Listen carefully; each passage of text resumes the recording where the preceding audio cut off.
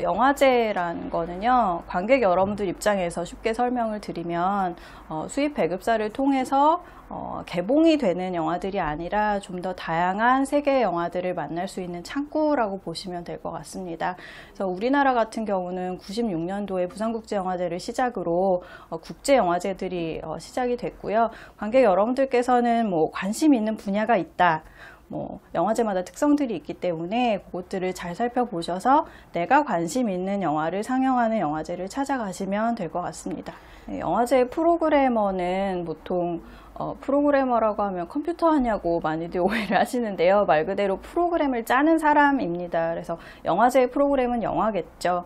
어떤 영화들을 가지고 와서 어떤 관객들에게 보일지를 결정을 하는 사람이 프로그래머입니다. 그래서 프로그래머를 필두로 밑에 이제 프로그램 팀이 구성이 돼서 영화제의 가장 중심이 되는 영화 쪽을 담당을 합니다. 그 해당 영화제, 본인이 일하는 영화제의 정체성이나 특색에 맞는 영화들을 선정을 하는 게 가장 크기 때문에 좀 짧게 잡아도 5, 6개월 전부터는 영화 섭외를 시작을 합니다. 그래서 수입사 배급사들은 국내니까 해외 배급사들이라든지 아니면 해외 영화제나 마켓에 나오는 영화들을 보면서 어떤 영화를 가지고 올지 선정을 합니다. 그래서 출장을 많이 가기도 하고요.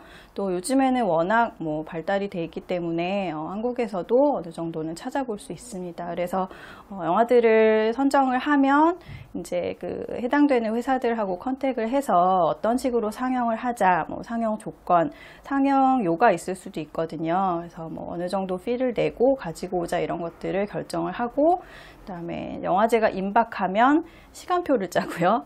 그래서 몇 번 정도 상영을 하고 언제 보여줄지, 또 어떤 관객들에게, 예를 들면 야외 상영이 있다, 가족을 위한 상영이 있다라고 하면 그에 맞는 영화들을 거기다 배치를 해야 되겠죠.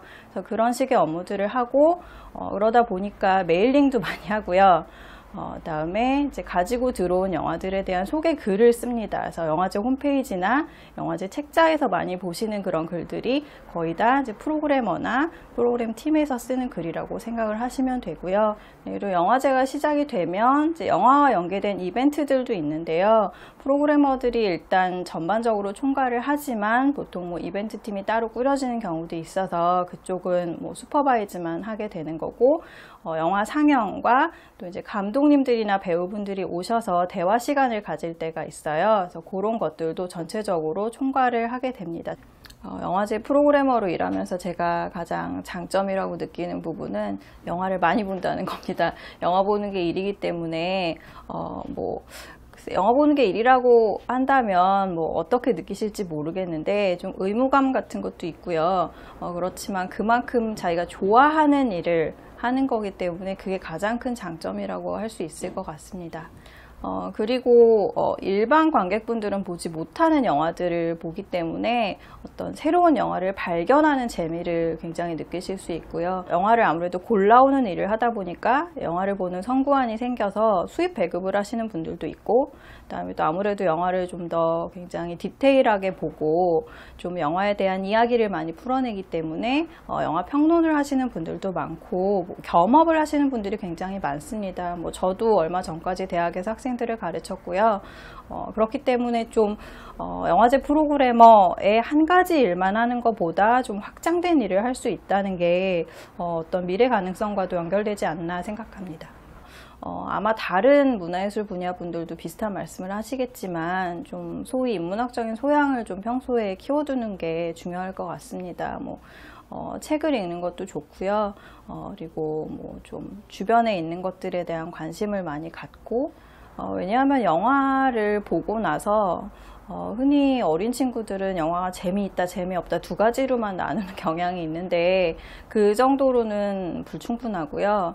이 영화가 어떠한 장점이 있었다, 그래서 나는 이러이러한 영화가 이래서 마음에 든다는 것들을 충분히 언어로 표현을 할 수 있어야 되기 때문에 그래서 독서 이야기도 하는 거고, 좀 혼자만 간직하더라도 살살 글쓰기를 해보는 것도 좋을 것 같습니다. 요즘에는 블로그나 페이스북 같은 걸 통해서 또 자기 영화 감상을 공유하는 분들도 많으니까 또 그런 분들하고 같이 얘기를 해보는 것도 좋을 것 같아요. 화려해 보일 수 있지만 쉬운 일은 아니라는 거고요. 그래서 내가 왜 이 일을 시작을 했는지, 내가 영화를 얼마나 좋아하는지 그런 것들을 계속 초심을 잃지 마셔야 될 것 같고, 또 평소에 인문학적인 소양도 좀 길러 놓으시고 밤샘을 할 수 있는 강인한 체력도 길러두시면 좋을 것 같습니다.